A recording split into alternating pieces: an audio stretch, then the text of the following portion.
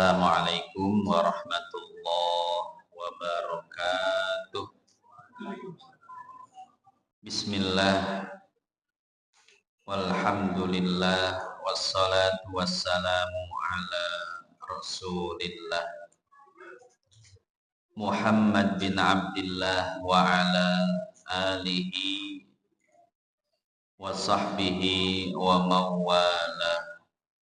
Qala ta'ala yarfa'illahu alladhina amanu minkum walladzina utul ilma darajat wa qala an-nabi sallallahu alaihi wasallam man salaka tariqan yaltamisu fihi ilman sahhalallahu lahu bihi tariqan ilal jannah.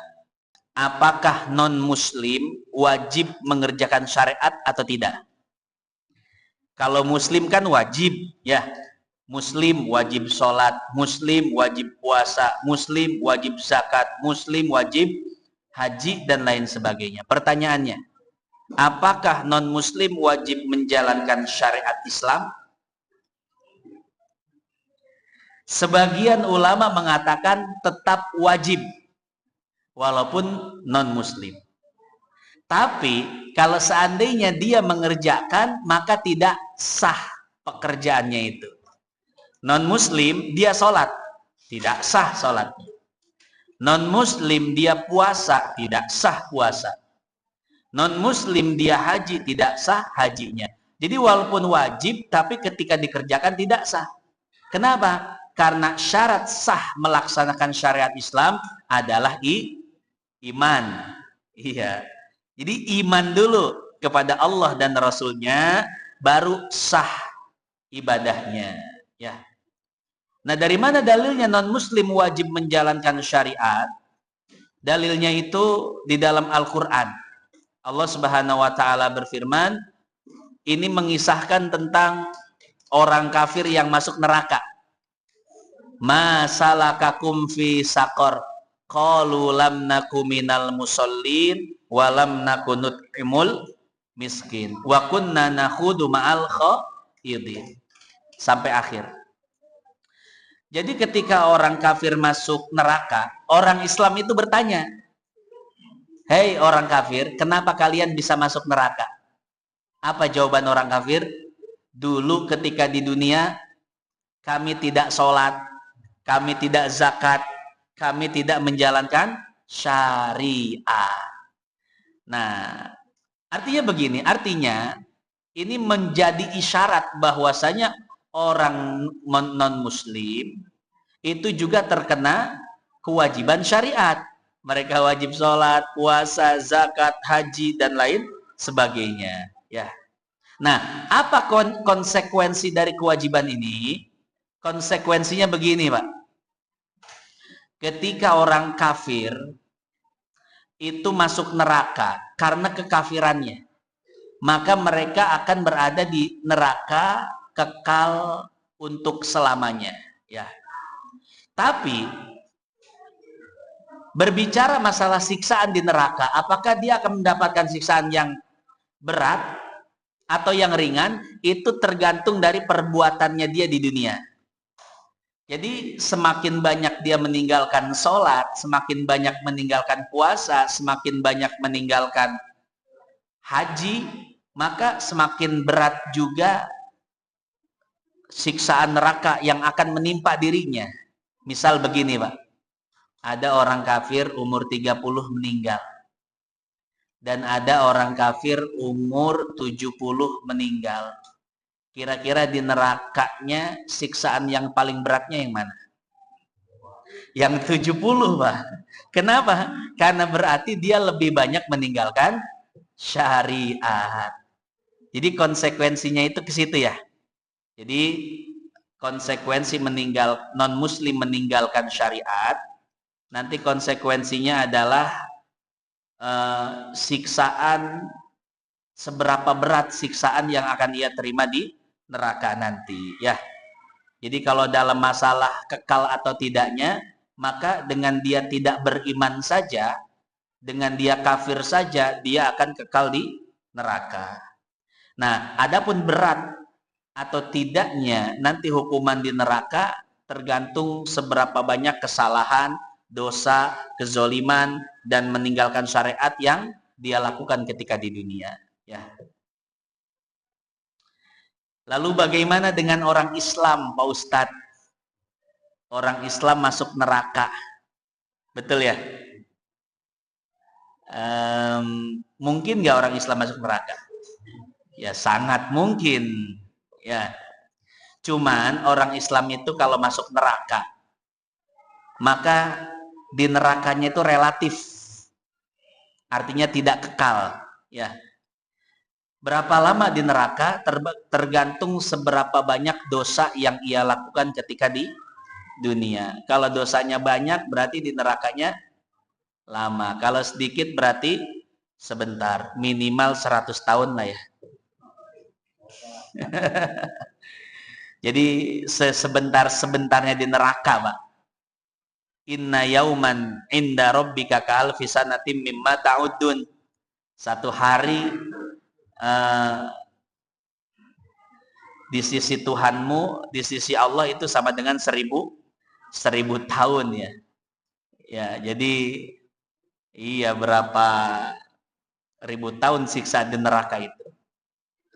Dan seringan-ringannya siksa neraka bagaimana? Bisa lihat di dalam Sahih Bukhari. Inna ahwana ahlin nari adaban yaumal qiyamah la rajulun yudha'u fi akhmasi rijlaihi. Sampai akhir hadis. Siksa paling ringan di neraka itu adalah orang yang diletakkan di bawah kakinya bara api. Diletakkan di kakinya tapi otaknya mendidih.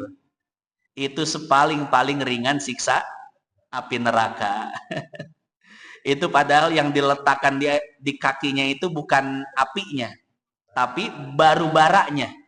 Cuman luar biasa. Diletakkan di kaki otak yang mendidih. Itu seringan-ringan siksa neraka. Maka kita jadi bertanya-tanya, lalu bagaimana siksa yang paling berat? Ya. Makanya usahakan jangan sampai masuk. Usahakan jangan sampai masuk neraka. Bagaimana caranya? Gampang, yaitu beramal soleh. Kita tahu penentuan masuk neraka dan masuk surga itu adalah amal soleh, bukan nasab, bukan pangkat, jabatan, dan lain sebagainya. Karena di padang mahsyar nanti manusia akan diadili, akan ditimbang antara amal solehnya dan amal buruknya. Lebih berat mana? Kalau yang lebih berat adalah amal solehnya maka masuk surga. Tapi kalau yang lebih berat adalah amal buruknya, maksiatnya, maka masuk neraka. Pertanyaannya, bagaimana kalau seimbang? 50-50. 50%, 50%. Akhirnya timbangannya ya sudah tidak berat kemana-mana. Ini kira-kira bagaimana? Apakah dia masuk surga atau masuk neraka? Di pinggiran neraka, Pak Haji. Ya, lihat di dalam surat Al-A'raf. Wa bainahuma hijabun wa 'alal a'rafi rijalui ya'rifuna kullam bisimahum sampai akhir. Jadi di antara surga dan neraka ada satu tebing tinggi sekali. Ada satu pemisah yang bernama Al-A'raf. Dan di atas Al-A'raf ada penghuninya. Siapa penghuninya? Yaitu manusia-manusia yang ketika ditimbang amal solehnya dan amal buruknya, timbangannya itu seimbang. Jadi kata Allah, masuk surga enggak, masuk neraka enggak. Ya sudah, kalian tempati satu tempat yang bernama Al-A'raf. Cuman kata Imam Ibnu Katsir di dalam tafsir Ibnu Katsir, tafsir Al-Qur'anil Azim, beliau mengatakan bahwasanya penghuni Al-A'raf itu hanya sementara, Pak. Mereka itu hakikatnya adalah ahli surga yang ditunda masuk surganya. Depending. Kenapa? Masih banyak administrasi yang harus diselesaikan. Masih banyak urusan yang harus diselesaikan. Ya. Di antaranya tadi karena apa? Karena timbangannya sama, ya. Maka masuk surga enggak pantas, masuk neraka enggak layak. Dipending dulu. Terus kata Imam Ibnu Katsir, sebagian juga ada yang punya urusan dengan orang tuanya. Dia soleh, sering ke masjid, rajin ngaji, tapi hubungan dengan orang tuanya kurang baik. Maka oleh Allah dipending dulu masuk surganya. Ya. Atau dia punya sangkut paut dengan saudara-saudaranya yang lain. Nah, diselesaikan dulu di sana. Ya. Nanti kalau urusannya udah selesai, baru Allah Subhanahu wa taala masukkan ke dalam surga. Jadi Ashabul A'raf itu hakikatnya adalah ahli surga yang tertunda. Jadi mereka itu ketika ngelihat ke surga, Masya Allah, betapa enaknya jadi ahli surga. Kenapa? La yasma'una fiha lagwa wala ta'thima illa qilan salaman salama. Di surga yang ada itu hanya ketenangan dan kesenangan, Pak. Bahagia terus, nggak pernah sedih, resah, galau, gelisah, nggak ada. Ya.